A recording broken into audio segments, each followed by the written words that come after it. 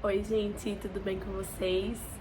Mais um vídeo aqui no canal e dessa vez para abrir meu coração e conversar com vocês. Primeiro eu queria pedir perdão pela minha voz, eu realmente tô um pouco doente, tô com um pouco de dor de garganta, enfim. Mas eu precisava vir aqui também no YouTube. Quem me segue lá no Instagram já soube da notícia, já acompanhou também um pouco de todo esse processo que foi, né, esses dias aí, essa semana que passou. Vocês já acompanharam tudo, né, estavam acompanhando tudo aqui no YouTube, eu tava compartilhando desde o comecinho da gravidez, da gente, da descoberta, de contando pra todo mundo, de toda essa alegria. Também não é justo, né, não também compartilhar e fechar esse ciclo aqui com vocês também.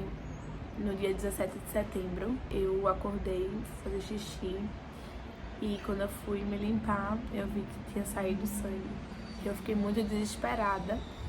O Vitor tava acordado, eu falei pra ele, eu já deitei na cama, ele me vestiu deitada mesmo. E ele ligou pra minha mãe mora, ela é minha vizinha, então ela veio correndo aqui pra casa. A gente foi pro hospital e eu tava com muito medo, eu fazia chorar, eu chorava muito. Tava com muito medo. E quando eu cheguei no hospital, a gente fez alguns exames, né? Fez o toque, fez alguns outros e fez a ultrassom. E na ultrassom, quando a gente entrou na sala, a médica, ela... No hospital que a gente foi aqui na minha cidade, foi assim, o atendimento foi incrível. Todas as fases, assim, né? Realmente, assim, eu já tinha escutado de algumas amigas que foram pra urgência e foram atendidas por médicos terríveis, zero humanos. Mas todos que eu fui, inclusive essa, né, que foi até assim, ela mesma não sabia como contar, né, pra gente. Ela ficou em silêncio. E quando o Vitor já viu ali na ultrassom, ele já viu que realmente tinha algo estranho. Ela perguntou quando foi a última ultrassom que a gente fez e quantas semanas eu estava. E aí eu falei que tinha feito a última ultrassom com 6 semanas e eu tava ali com 10 semanas e 2 dias. Ela falou, porque o bebê aqui, o feto, ele tá como se tivesse 6 semanas ainda e não tem batimento. Então a gestação não evoluiu. E, gente, aquilo ali foi uma dor tão grande, tão grande, tão grande. Eu não tava acreditando que eu tava vivendo aquilo. E eu só fazia chorar. E falando, eu quero ir embora daqui, por favor, vamos embora. Quando eu saí da sala da ultrassom, minha mãe tava lá fora e a gente se abraçou. Eu, ela e Vitor. E a gente chorava muito. E eu vim pra casa. Quando eu vim pra casa, alguns amigos, nossos líderes, discipuladores, enfim, até nossos pastores também vieram no domingo pra cá. E a gente tava... Minha primeira sensação foi, por quê? Né? Por quê? Por que comigo, Deus? Por que, mais uma vez, tem que ser tão difícil pra mim? Eu chorei aqui nesse mesmo lugar que eu tô, né? Nesse sofá, nesse lado aqui. E abraçada com o Vitor, eu falei, Deus, por quê? Eu não quero ter um testemunho bonito. Eu não quero ter uma história bonita pra contar. Eu não quero, eu só quero meu bebê. Só isso que eu quero. Mas no final do domingo a gente resolveu fazer um momento de louvor aqui. E já que a gente não tinha ido pra igreja, a gente fez meio que um culto aqui mesmo, em casa. O Vitor pegou o violão e começou a cantar. Enfim, vou colocar até uns trechos aqui pra vocês verem. Eu agirei, irás prover de novo. Eu creio em ti, haja o que houver, venha o que vier, irás prover de novo. Eu creio em ti, eu não vivo do que vejo, eu vivo do que creio, irás prover de novo. E nesse mesmo momento a gente entregou, né, a vida do nosso bebê nas mãos de Deus. E agradeceu por todo o tempo que ele tinha vivido, né, que ele estava pertinho da gente, que ele estava ali. Agradeceu pela missão dele, que foi cumprida. A gente não entende, gente, mas a morte, né, seja de um bebê, de um feto desse tamanho, quanto de uma pessoa, é porque a missão daquela pessoa foi cumprida, sabe? Então a gente entregou a Deus e falou: Deus, obrigada, né, por esse tempo. Nós te entregamos o nosso filho ou a nossa filha, a gente não sabia o sexo. No domingo, na quarta, ia ser a revelação. Tanto é que o meu teste de sexagem, ele saiu feminino, porque ele só pegou o meu DNA, né? No caso, o meu DNA, não, DNA, não sei. Mas o teste, quando a gente faz, que o feto não tá ainda na semana certa pra fazer, ele vai dar sempre feminino, porque é o X da mãe, né? O XY, enfim. Pensa só como eu tava, né? Eu tava super animada, que eu ia saber agora como é que eu ia chamar o meu bebê. E simplesmente não tinha, né? Não tinha mais bebê. E o feto, ele tava do tamanho de 6 semanas e 2 dias. Ou seja, eu escutei o coração do bebê pela primeira vez com 6 semanas e 0 dias. Exatamente na sexta-feira. 2 dias depois, o feto, ele já não tinha mais batimento e não evoluiu mais.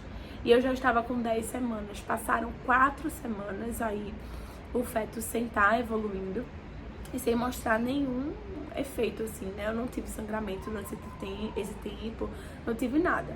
Apenas o que eu tive foi no domingo, né? No dia 17, que foi justamente um sangramento. Só que eu não queria passar por esse momento, né, do aborto em casa, sozinha e sofrendo, sabe? Ver sair de mim tudo isso, que eu não queria que saísse, né? Que eu queria que ficasse por 9 meses. E aí, meu maior medo era esse, era ter esse processo abortivo em casa. Eu não queria. Aí a gente tinha combinado que na segunda-feira de manhã eu ia pro hospital pra fazer esse procedimento. Quando foi 5 horas da manhã, eu tava com muita dor, muita dor, muita dor. Era como se fosse realmente uma contração, né? Realmente apertava. E aí eu não quis acordar Vitor, porque ele tinha dormido muito mal à noite. E aí, em determinado momento, eu falei: não dá mais, eu vou acordar ele. Quando eu acordei ele, falei: ó, vamos, que eu tô com muita dor. Quando eu levantei, já começou o processo, né, o expulsível, né, o expulsivo. E aí a gente correu pro hospital e eu sentindo muita dor. Era exatamente como uma contração, assim, bem ritmada, sabe? Eu tinha a dor, aí passava. Aí daqui a pouco vinha de novo a dor e passava. Vinha a dor e passava. A gente fez o procedimento com o médico e eu passei o dia internado no hospital. Voltei pra casa na segunda-feira à noite. Passou o processo, né, de entender, e eu queria abrir agora meu coração pra vocês. Gente, só faz uma semana que isso tudo aconteceu, às vezes nem parece real, né? Ontem foi o primeiro dia que eu não chorei.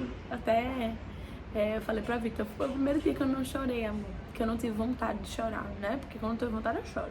Foi o primeiro dia que eu voltei a trabalhar, então... e aí isso também pode ter colocado na minha mente um pouco mais de coisas pra fazer, e acabou que eu tirei meio foco. Ainda dói muito, mas eu acredito que Deus agora tá começando a falar algumas coisas no meu coração que eu quero compartilhar com você. Como eu compartilhei aqui, a primeira coisa que eu falei pra Deus aqui, sentada nesse sofá, foi: Deus, por quê? Eu não quero ter um testemunho, eu não quero ter uma história pra contar, eu não quero. Eu não quero ter que expor isso e você vai ajudar outras pessoas. Eu não quero isso, eu não quero. E aí isso foi algo muito forte. Eu recebi muitas mensagens de pessoas no Instagram, pessoas queridas, pessoas que nunca vi na vida, né, mas que tinham carinho por mim.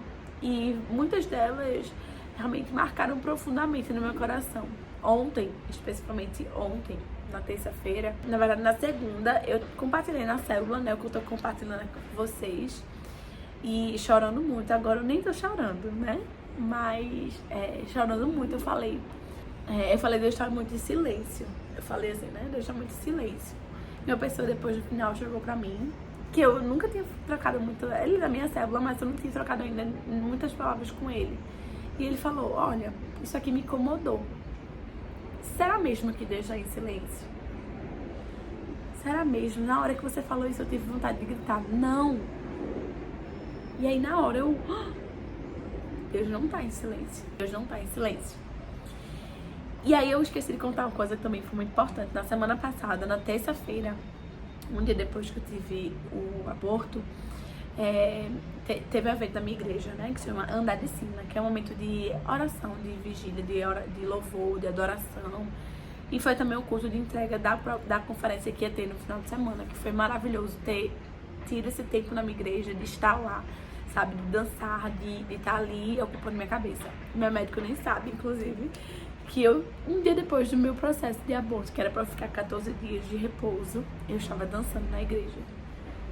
E aquilo, lógico, eu dancei com cautela, né, porque meu corpo ainda estava passando por dores, enfim. Mas eu não tinha outro lugar pra estar, a não ser adorando a Deus.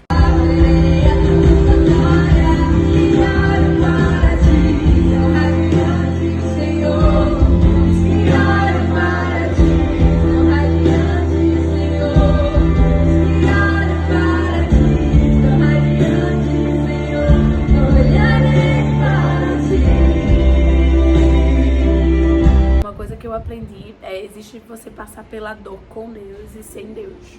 E essa é só uma escolha que só você pode fazer, né? E eu resolvi passar essa dor com Deus. Por mais que a gente questione, a gente tenha perguntas, a gente é humano.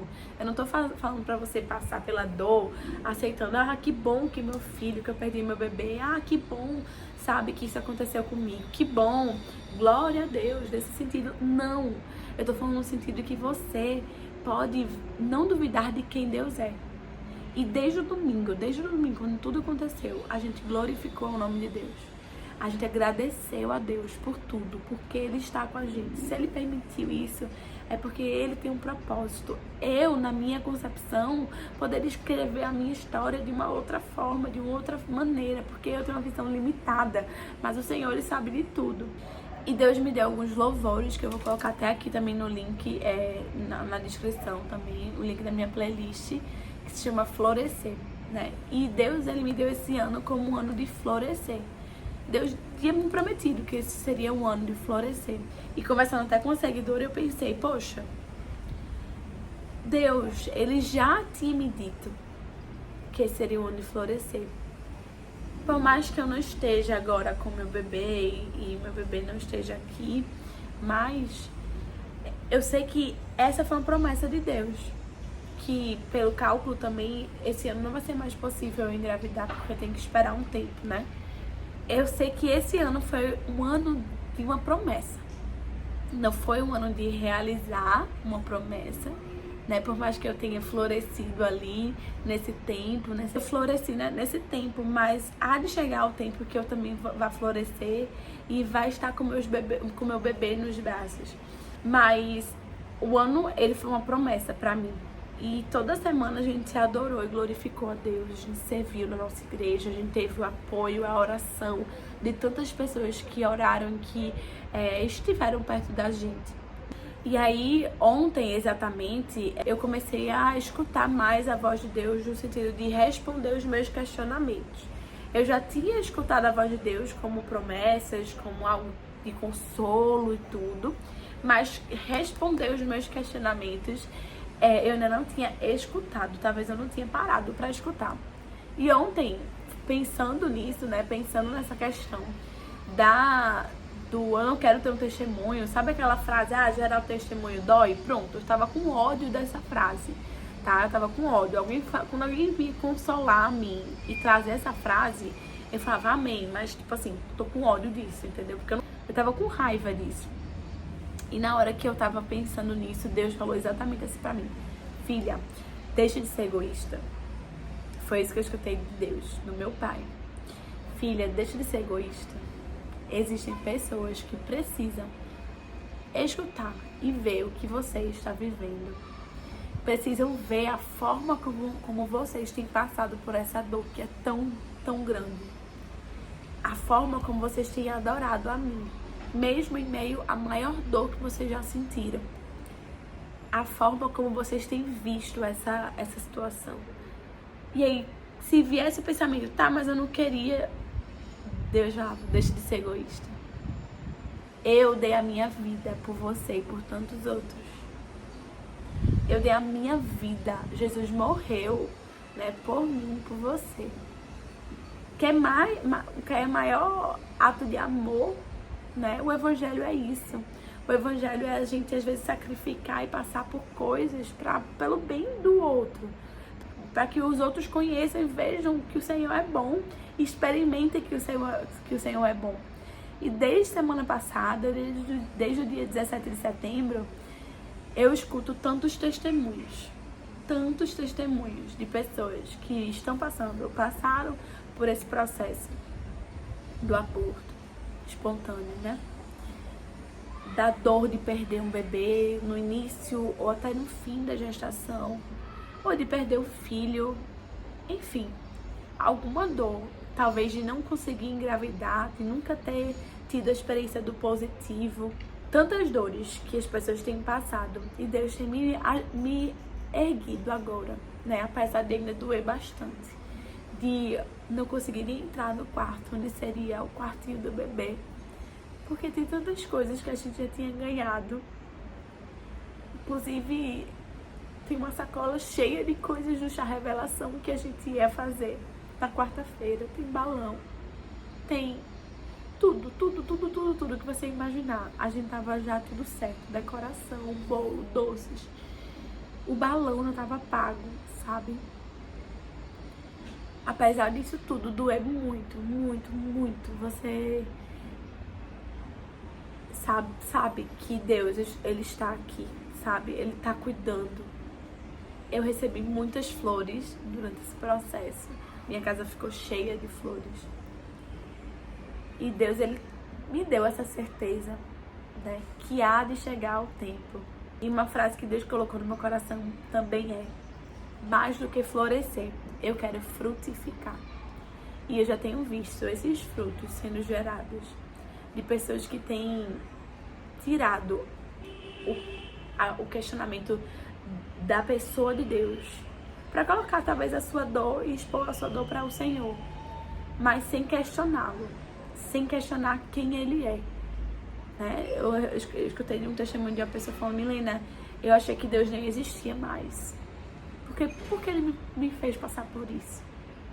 E vendo o que você está vivendo e fazendo, tem me consolado, tem me mostrado que Deus está comigo, que Deus, Ele sente a minha dor junto comigo. Então, se você já passou por essa dor, tem passado por essa dor, peça a Deus que mostre a você, de forma visual, onde Ele estava durante esse momento. E eu comecei a visualizar Deus no hospital, Deus comigo aqui na minha cama, no meu banheiro, Deus em todos os processos comigo, chorando, muitas vezes abraçado comigo. Deus, Ele não é um Deus que estava só assistindo a minha dor, Ele é um Deus que passa a dor junto comigo. E Ele passa a sua dor junto com você. Descanse nele, saiba que há de chegar o tempo de viver a sua promessa, de viver aquilo que o Senhor falou para você. Jejue, ore, consagre a sua vida a Deus, consagre a sua família ao Senhor, que você vai viver a promessa de Deus. E Jeová Jireh é o Deus provedor, e Ele vai atender aos desejos do teu coração. Os sonhos de Deus são maiores do que os nossos. Deus abençoe vocês. Beijo e até o próximo vídeo.